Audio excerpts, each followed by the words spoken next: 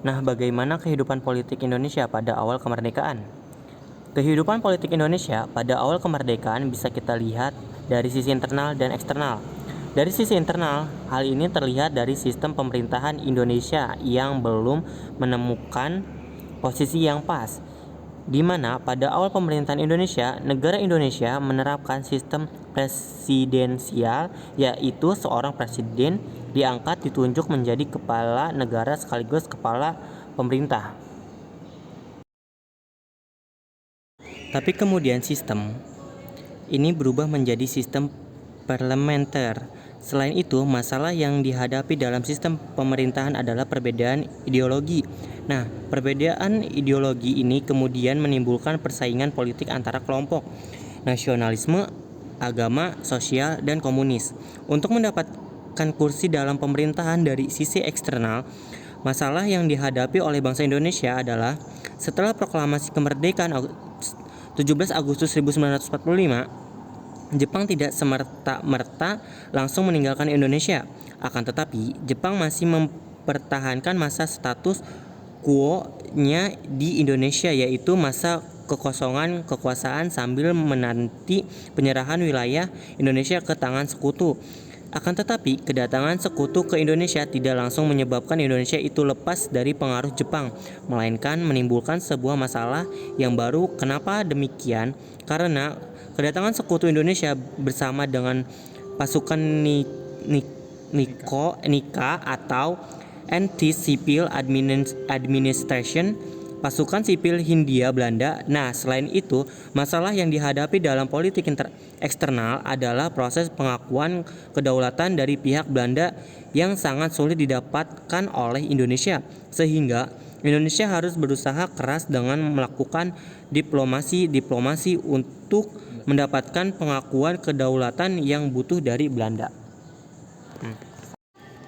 Nah, bagaimana perkembangan kehidupan politik Indonesia pada awal kemerdekaan?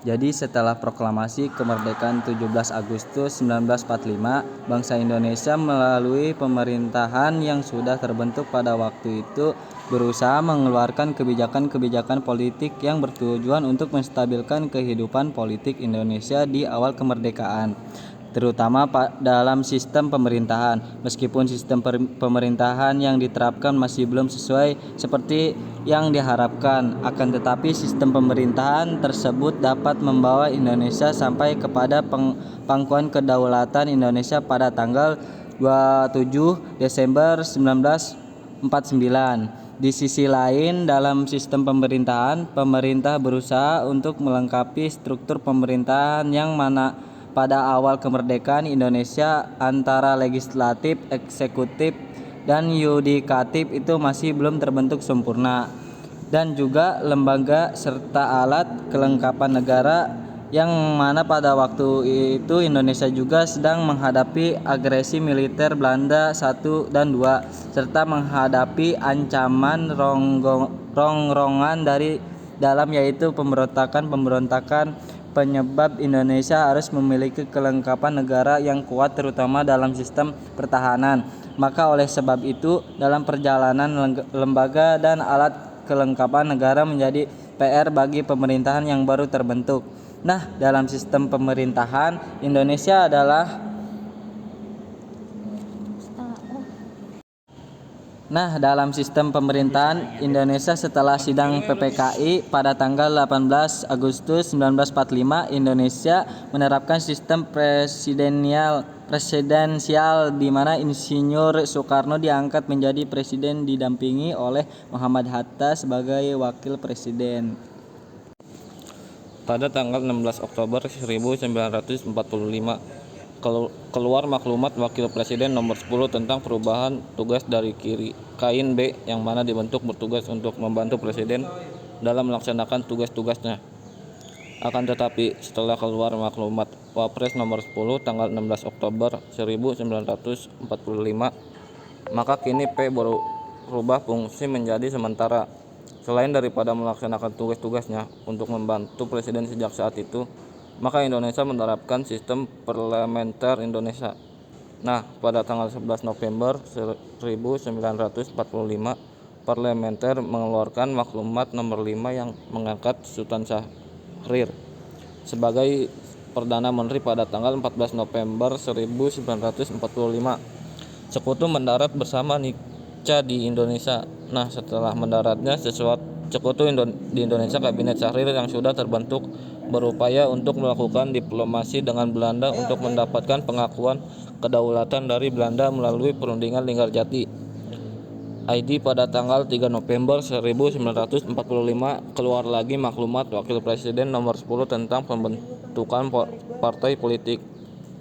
Nah, tujuan dari maklumat ini adalah untuk menghindari PNI yang sebelumnya disahkan sebagai partai tunggal dalam pemerintahan.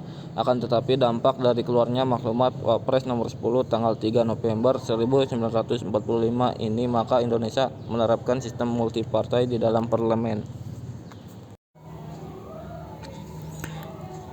Indonesia menerapkan sistem multipartai di dalam parlemen. Nah, sistem partai ini merupakan masalah baru di mana timbul persaingan antar partai berbeda ideologi atau paham sehingga terjadi gejolak persaingan politik yang menyebabkan kehidupan politik Indonesia menjadi tidak stabil. Nah, tanggal 21 Juli 1947 Belanda melancarkan agresi militer yang pertama. Nah, akibat dari agresi militer pertama ini, maka Kabinet Syahrir pun jatuh, gantikan oleh Kabinet Amir Syarifuddin yang berhaluan komunis.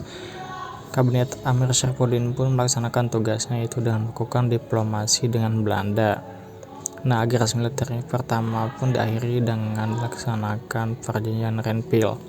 Akan tetapi perjanjian Renville ini ternyata memberikan keuntungan bagi Belanda dan kerugian bagi Indonesia, walaupun Belanda mengakui kedaulatan Indonesia pada daerah-daerah tertentu saja. Akibatnya timbul masalah baru dan Kabinet Amir Syarifuddin pun terjatuh, gantikan oleh Kabinet Hatta yang bertugas tanggal 29 Januari 1948. Dan pada masa Kabinet Hatta ini terjadi lagi agresi militer Belanda yang kedua, di mana Belanda berusaha untuk mendapatkan kembali wilayah Indonesia pasca diplomasi 1945.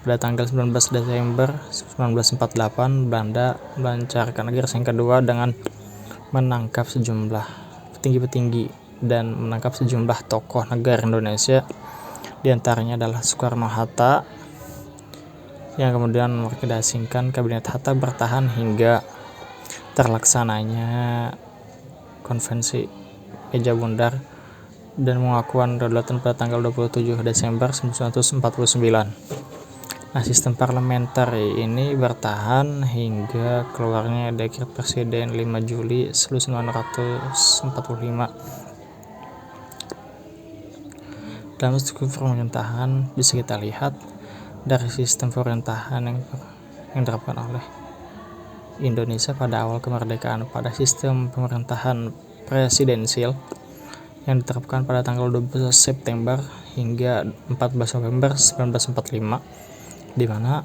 presiden adalah sebagai kepala negara dan kepala pemerintahan. Presiden kemudian membentuk kabinet yang bertugas membantu tugas-tugas presiden. Kabinet yang bertanggung jawab kepada presiden secara langsung. Akan tetapi setelah terjadi perubahan dalam sistem pemerintahan menjadi sistem parlementer yang mulai berjalan pada tanggal 14 November 1945 sampai dengan 5 Juli 1959, maka struktur pemerintahan pun berubah. Presiden yang semula adalah kepala negara sekaligus kepala pemerintahan hanya menjadi kepala negara saja, sedangkan tugas sebagai pemerintahan dipegang oleh Perdana Menteri. Nah, kabinet bertanggung jawab kepada Perdana Menteri, artinya kementerian dibentuk oleh pemerintahan.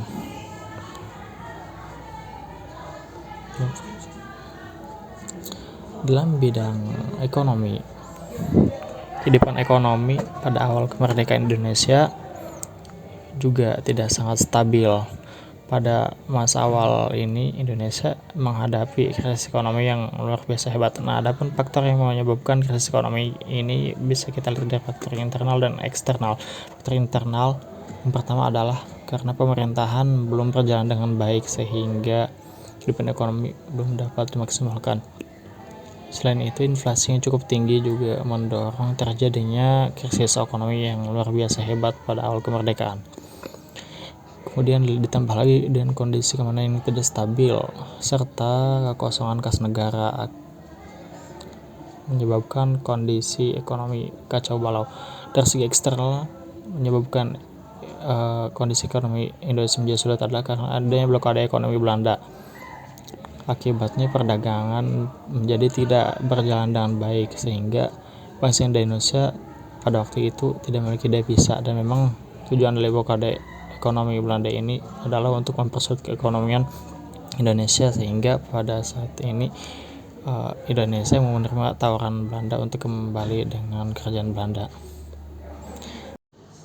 Menghadapi hal tersebut, maka pemerintah Indonesia kemudian mengeluarkan kebijakan ekonomi antara lain. Yang pertama adalah melakukan konvensi ekonomi pada tahun 1945.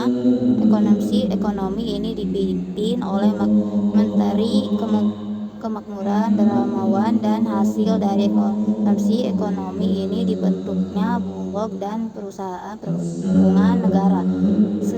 Selanjutnya di tahun yang sama pemerintah mengeluarkan kebijakan pinjam nasional diprapori oleh Menteri Keuangan Suharman. Kemudian 1 tahun kemudian Menteri Kemakmuran yang baru yaitu Ananda Kapaubini membuat Badan Perencanaan atau PBM, Badan Perancangan Ekonomi, yang mana hasil dari PB ini atau Dewan Peradaran ini merancang pembangunan Indonesia secara bertahan dalam kurang waktu 10 tahun. Selanjutnya memberikan Jung mengeluarkan kebijakan rela yaitu rekonstruksi dan rasionalisasi angkatan perang pada tahun 1904.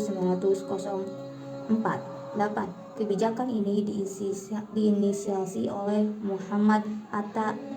Adapun tujuan dari kebijakan ini adalah untuk memperbaiki kembali angkatan para Indonesia, yang mana pada awal kemerdekaan banyak terdapat laskar di luar daripada TNI.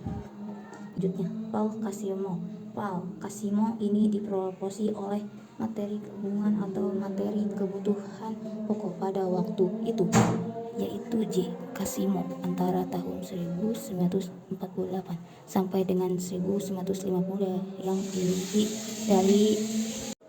Yang inti dari plan Kasimo adalah pelaksanaan Swasembada Pangan, transmigrasi, dan intensifikasi pertanian. Selanjutnya, persatuan tenaga ekonomi. Nah, kebijakan ekonomi ini ditujukan untuk menggalang partisipasi pihak swasta dalam pembangunan ekonomi Indonesia pada awal kemerdekaan. Dan yang terakhir, kebijakan ekonomi Indonesia dalam mengeluarkan uang ori atau Republik Indonesia sebagai uang pembahasan, namun kebijakan dalam mengeluarkan uang asli atau uang Republik Indonesia sebagai alat pembahasan. Namun kebijakan ini tidak efektif karena pada awal kemerdekaan Indonesia belum secara utuh menguasai wilayah yang ada seperti sekarang ini, melainkan hanya sejumlah wilayah kecil saja. Oleh sebab itu, di sejumlah daerah terdapat peredaran uang mata, uang yang keluar dari mata, uang Republik Indonesia, dan nominal juga masih belum disamakan. Sekian presentasi dari kelompok 4. Semoga bisa menambah wawasan kita semua. Kurang lebihnya mohon maaf. Wassalamualaikum warahmatullahi wabarakatuh.